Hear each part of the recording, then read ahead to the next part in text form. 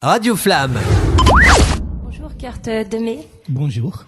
Alors vous êtes le directeur de Rod Boom, qui est une société, une compagnie en fait de théâtre, c'est bien ça? C'est exactement ça, ouais. Et vous proposez un nouveau spectacle qui est encore en cours de création, qui s'appelle Réalité The Space in Between. Exactement, ouais. De quoi ça va parler? Oui, réalité en pluriel. Donc, en fait, on a fait un petit peu une recherche. On a lu des livres, par exemple, de Carlos Rovelli. C'est quelqu'un qui est dans l'université de Marseille, qui a écrit un livre, La mystère du temps. Et donc, nous sommes dans la physique quantique en ce moment-là, et qui explique bien que c'est une grande illusion. Le temps, on a trouvé ça assez fascinant.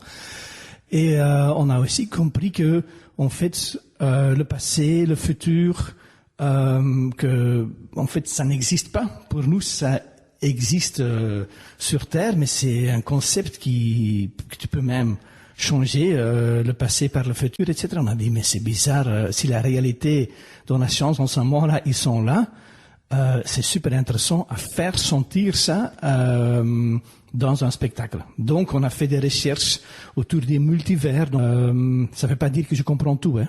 Comme artiste, avec ce que moi j'essaie à comprendre, on fait un spectacle, parce que moi je comprends pas tout. Et aussi, on a commencé à travailler autour des réalités avec les psychobellen, les champions magiques, par exemple, Buffo, c'est une sorte de grenouille que tu devrais fumer, et là tu pars dans une autre réalité. Donc on a même allé là-bas pour J'ai peur de comprendre. Mais je pense que vous comprenez bien, pour faire une recherche autour des réalités. Voilà. Et quels sont les différents collaborateurs qui t'accompagnent pour le spectacle? Donc nous sommes avec Fabien Gruot, qui est Gruot, je pense que je devrais le dire comme ça, qui est photographe, et qui a commencé directement avec moi de début de cette création. Aussi Joris van Winkrooyen, c'est mon contrebassiste, qui était déjà dans L'Homme cornu et Évidence inconnue. Donc c'est la troisième spectacle qu'on crée ensemble. Il y a Cédric Comans qui fait faire metteur en scène, donc regard extérieur. Et il y a Janneke Donkerslot qui fait la lumière. Voilà, ça c'est la base. Il y a plusieurs personnes avec qui je travaille, mais ça c'est la base vraiment. Ouais. Alors, vous nous transportez tous, toute l'équipe, dans un univers et une ambiance particulière. Ouais. La musique est importante. Et très importante, oui. Pour nous, la musique, c'est pas juste quelque chose qui me suit et qui donne une ambiance. C'est vraiment création, musique, et ça vient dans chaque spectacle aussi au premier plan. Je pense avec la musique de Joris van Winkrooyen, c'est nécessaire aussi parce que voilà, c'est un très bon compositeur, très bon musicien. Il joue le contrebasse. Et dans ce spectacle, il y a plusieurs instruments. Je connais pas tous les noms de l'instrument qu'il va jouer, en fait. Mais il y a des instruments électriques avec lui sur scène. Ouais. Combien de temps pour préparer un spectacle afin qu'il soit vraiment prêt à être montré et présenté aux spectateurs? Moi, comme des spectacles comme ceci, on prend toujours 2 ans. 2 ans? Oui, 2 ans.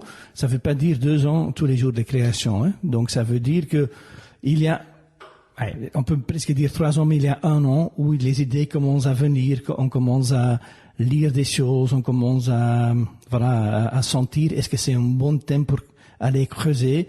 Et puis il y a 1 an où on commence vraiment à creuser dans des thèmes, donc maintenant réalité, et on commence à écrire, on commence à chercher des axes de travail, et on commence à faire des premières résidences. Et après il y a 1 an où nous sommes dans des théâtres et on essaie à mettre tous ensemble pour créer ce spectacle. Et dans ces 2 ans, on peut dire que ça dépend, c'est peut-être en total 5 mois ou 6 mois en total qu'on travaille, parce qu'on prend des résidences d'1 ou 2 semaines, et puis on prend un temps pour se préparer, mais aussi de laisser descendre tout ce qu'on a fait. Ouais. Je ne sais pas si tu connais Non, ce terme, non. synesthésie. La synesthésie, c'est le fait d'associer des chiffres ou des mots à des couleurs ou des choses comme ça. Est-ce que tu as quelque chose de particulier? Tu as un don? Oh, je pense que j'ai plein de trucs particuliers comme tout le monde. Beaucoup de défauts. Alors ce qu'on peut dire éventuellement. Beaucoup de défauts, beaucoup de perversité, comme tout le monde, pas des choses. Il n'y a pas un truc, tu n'as pas un truc au départ que les autres n'ont pas. Ça, je sais pas. Non, je pense pas que j'ai quelque chose que les autres ont pas, mais comme tout le monde a ses talents. Et moi, je pense que j'ai un talent de arriver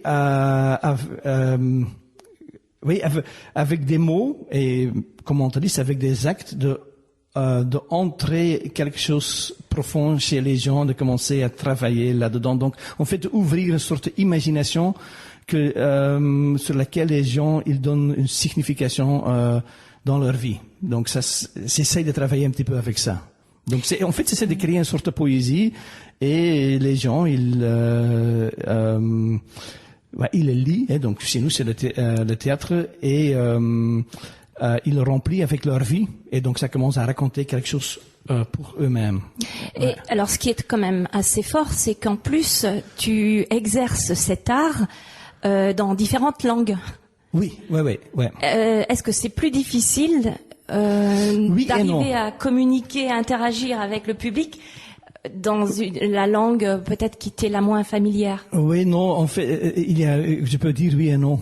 Bien sûr, comme le français, c'est pas ma langue, c'est clair, je pense avec mon accent, mais normalement avec un spectacle, j'ai bien appris mon texte et je devrais sortir un peu parfois, mais en fait la langue c'est souvent aussi une excuse que je peux plus facilement dire aux gens non mais j'ai pas bien compris, ou par exemple penser à un mot et quand les gens disent un mot qui est faux, que je dis non mais je connais pas ce mot, non mais attends, et en fait ça peut parfois me sauver le tour, comment dire. Donc j'utilise pour en plus malin quoi. Ouais, j'utilise plutôt malin, ouais. D'accord. Ouais, donc pour moi c'est quelque chose plutôt plus facile de pas vraiment connaître la langue parfaitement, ouais. Est-ce qu'il faut beaucoup d'heures de répétition et d'entraînement par jour? Et je pense que c'est comme un musicien, il est aussi tout le temps en train de jouer son instrument.